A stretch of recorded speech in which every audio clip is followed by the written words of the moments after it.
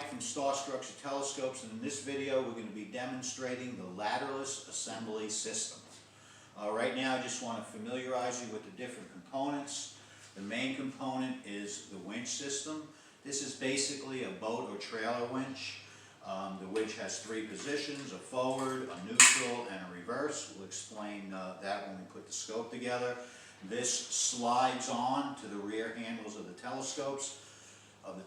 There'll be stops that position it, so it's pretty much self-explanatory when you put it on. The next component is the truss spreader. This goes inside of the four truss assemblies and locates the trusses in their proper position so you can install the front end without a ladder. The next part of it is on two of the trusses you will see pins. These are the altitude bearing side trusses. These do need to go on in a specific way, and one will be marked with an E, which will indicate the encoder side of the telescope. The other two trusses, the back and front, can really go on in either direction. However, almost all scopes will have a wire in one of the trusses which always goes to the back. Okay, so the first thing I'm going to show you is installing the winch. Like I said, it's very self-explanatory. It's going to slide on the handles. If you look right here, you'll see there'll be stops in the handles. Obviously, when you put the handles on, the stops need to be up. Okay, you'll just line this up in the back. And then what you want to do is you want to make sure you slide this down evenly. You don't want to cock it, or that'll happen. Put pressure on both sides, slide down till it hits the stops. Now this part, you have to understand that right now we have to throw these straps underneath the telescope to get them to their attachment point. But once the scope is assembled and taken apart, this will already be there, so it's not going to seem as difficult as this is going to be right now, and I'll explain that. So right now I want to pull the strap out of the winch. I'm going to put the winch into neutral so it spins freely. I'm going to pull all the straps out, all the strap length out. Now depending on the size of the telescope, the strap length is going to vary. So now what I need to do, and I want to try and keep the straps, you can see there's two straps on the winch. One is going to be on the left, one is going to be on the right. You want to avoid crossing them over.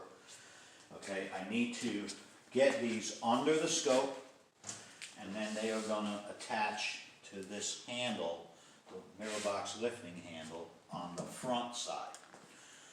So I'm just going to hand this under like this, getting it past halfway. I'm going to go to the other side. I'm going to put this under, again getting it past halfway. Then I'm going to come to the front of the telescope, grab the straps, try to make sure they're not twisted in any way, and then the straps are just going to go and hook onto the handle like that. Okay, I'm going to pull the other one, handle like that. Okay, so now that I have the straps attached, I want to come back here with the winch in the forward position. So what that'll mean is I'll be able to crank it forward, but any load on the strap will not be able to pull it out. I'm just going to pull it up till I start to see the mirror box move, and then I'm going to leave it. Okay, so a couple of things to always remember as good practice. Number one, remember we're going to be tilting this mirror box down with full weight with no upper tube assembly on it. So it's going to be extremely back heavy. So when you do this, you finish the assembly, you never walk away from the scope. Finish the assembly so that you can take everything off.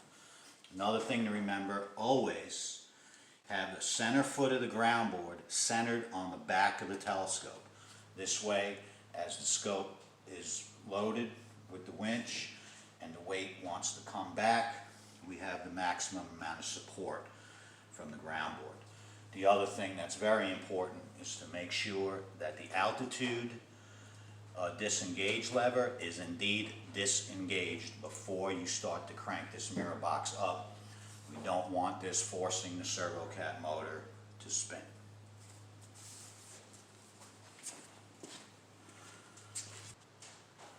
So basically what I was saying when I was handing the straps underneath the scope, when you put the scope away, when you're done observing for the night, you're going to attach the winch on to take the scope apart. So obviously we'll have the full scope together. The tube assembly will be balanced. So now what you can do with the front end on, bring the tube assembly down to about 10 degrees above horizon. Now it'll be much easier to get these straps under because you'll be able to see better than I was able to see with the mirror box in this position. So obviously after we take the scope apart, this is how you're going to put the scope away in your trailer or your vehicle. Another nice thing that the winch does for you, aside from allowing you to assemble the telescope with no ladder, is I can pull this down like so when I'm loading it in my vehicle mostly. And what I can do is bring my altitude bearing tip height lower, basically raising it up to the same height as the rear of the scope to lower the overall height needed to get the scope in the vehicle, pickup truck, trailer, whatever. So that is another nice feature of the winch. Alright, so now we have, basically this is how you will pull it out of your vehicle, put on the ground, getting ready to assemble it. The first thing I want to do is I'm going to put on the truss with the E. See the E right there? Again, that indicates that this truss goes on the encoder side of the telescope. Alright, I'm going to put this on. So, I'll snug up my lower truss mounts. The next truss I'm going to grab is going to be the other side truss with the pins for the truss spreader, and this is going to go on the other altitude bearing side. Like so.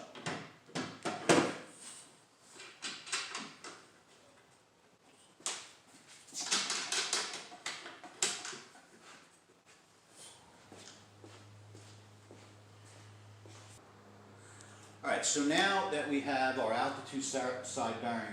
altitude bearing trusses mounted, the next thing I want to do is install the truss spreader before I put the front and back truss in. Again, the truss spreader is going to have an E showing the encoder side.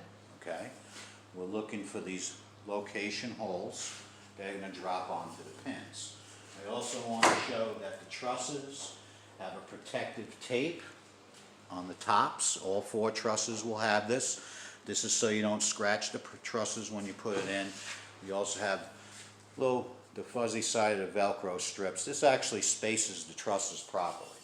So what I want to do, I want to put the truss spreader up like so. I'm looking at my holes, my pin holes, and then we're just going to drop this right on to the pin holes.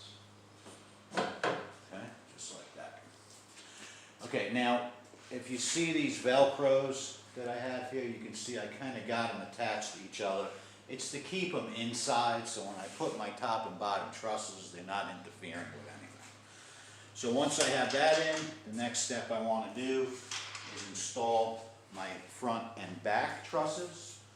Again, the one with the wire is always going to go to the back side of the telescope. Okay.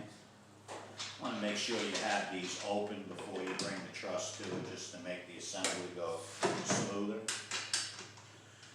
Alright, I'm just going to mount that in there. This one in there. Okay. Then we're going to take these Velcros and I'm just just going to bring each one around the truss like that to the outside. And basically all this is doing is just holding the truss tight to the truss spreader.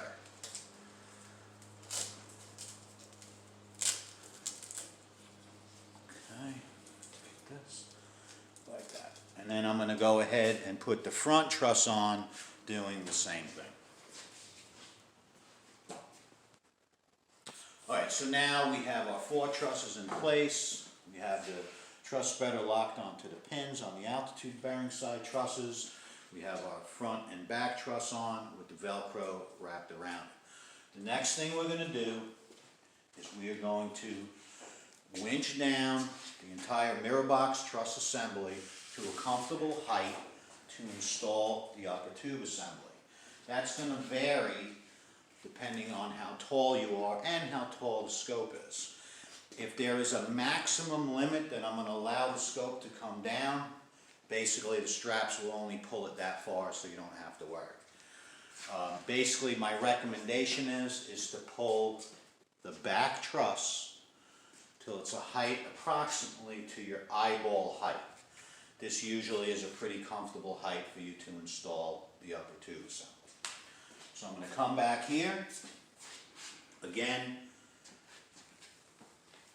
foot of the ground board centered on the back of the telescope, making sure that my altitude disengage lever is indeed disengaged. We want the winch in the forward position so that it's going to pull down but not allow the mirror box to come back. Now I'm just going to pull it down.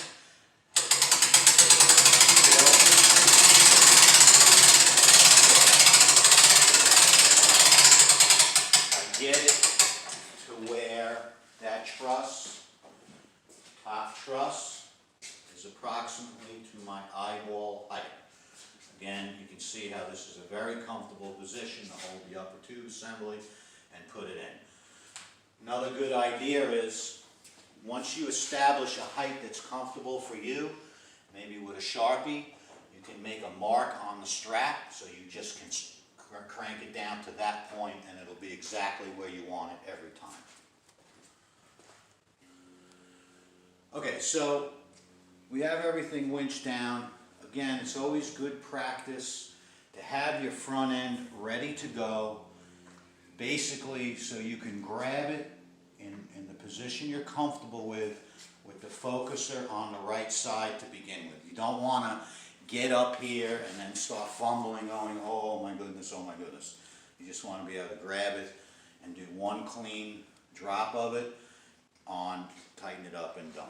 So, I found for myself that I'm best if I grab it around the 2 o'clock and 7 o'clock position.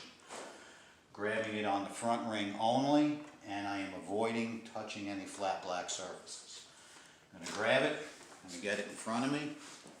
I want to put the top one on first. I'm going to eye up my bottoms and just push it right in. Now, at this point, I do not want to let this front end go. I want to keep pressure here on the front and start coming around and snugging up the thumb bolts. I'm going to do the sides first, getting them snug.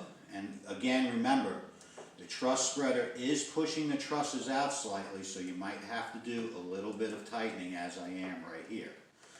Okay, like that. Again, keeping pressure on the top. I'm going to come around and get my top one. Tight like that. While I'm up here, you can attach your wire. Once this top one is tight, then you're safe to let it go, because it cannot fall forward as long as this is tight. Now I'm going to come around and I'm going to tighten my bottom one. Alright, at this point the scope will be balanced. We can go ahead and put our light shroud on. Actually, you could put the light shroud on before we put the front end, but you could figure out how you want to do that. But anyway, now we're safe. We can go ahead and drop the scope down. I'm going to remove the straps from the mirror box, like that. Around the other side, remove the other strap like that. Then I'm going to come back here and pull in the straps into the winch, slide the winch off the upper handles, and complete my assembly. Alright, so what I was speaking of earlier about putting the straps on. So now we've observed with the scope and we're getting ready to put it away, to break it down and put it away in our trailer or vehicle. So with the scope assembled, we're obviously balanced. We can pull the upper tube assembly all the way down. And now if you look here, you can see how we can see so much of the rocker box. So now, when I release my straps,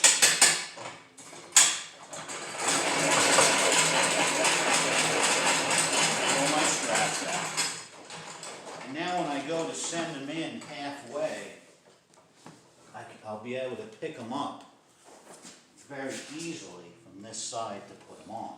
So that's basically what I was trying to explain.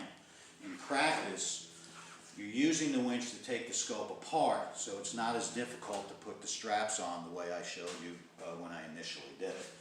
The way I initially did it would be the first time you would ever put them on. So again, send that one through and hook it up.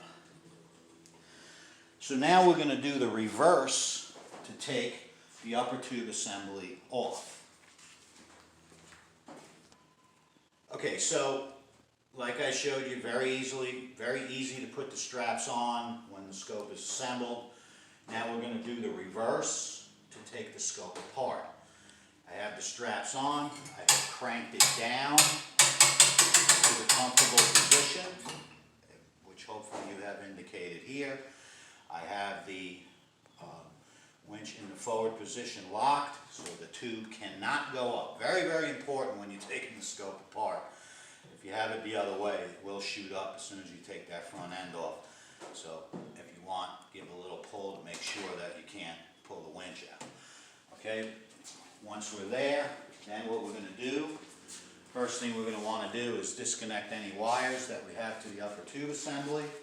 I am going to go ahead and loosen the two sides and the bottom, okay, leaving, just like when we put it on for the upper tube assembly transport on the mirror box, we want to leave about 3/8 to a 1/2 inch of thread so we can pull it straight off. I can loosen the two sides and the bottom with no worries.